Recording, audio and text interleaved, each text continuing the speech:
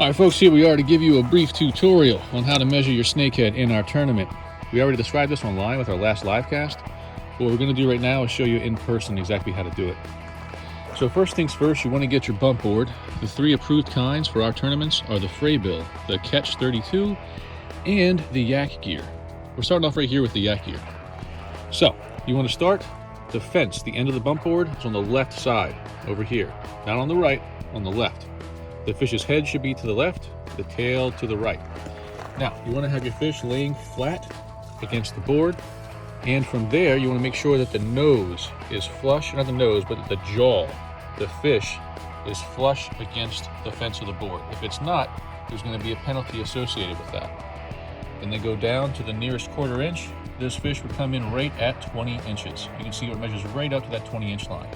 Now, things to look out for that could get you in trouble.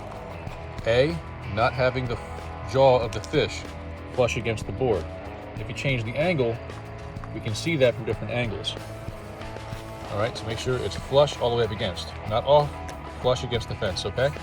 Make sure the lip grippers aren't in the way. If the lip grippers are in contact with the fence instead of the fish, that's another penalty. Make sure that the jaw is flush against it. Aside from that, you can see the tag that we have right up here.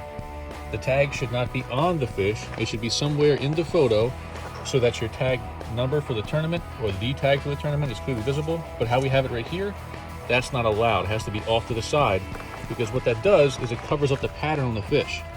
And us being able to check the pattern on the fish is sometimes very much required, because you have to be able to make sure it's not the same fish. All right? So this is technically legal right here to have it on your hand. But make sure you're not pressing down on your board, because people have done that in the past to try to cheat, to flex the board and get some extra length. So the best way to do it is really to have it in the shot. Before you release your fish, double check your photos. Inspect them yourself. Check to make sure it's flush.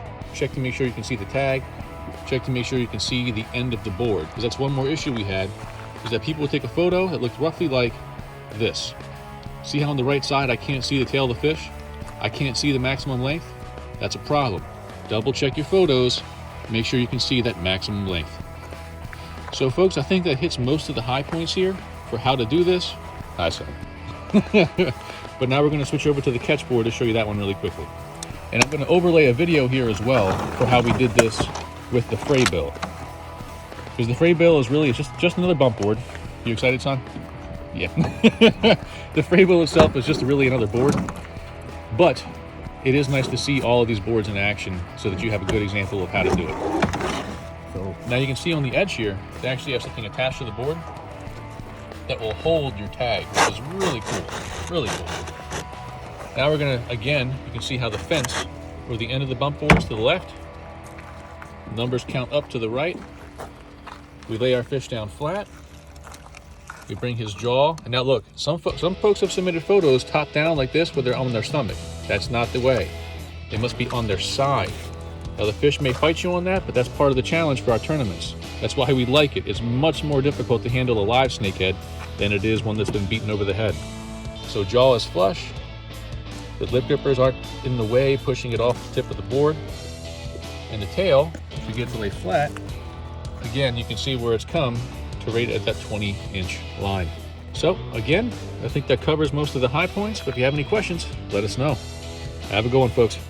Bye. There you go.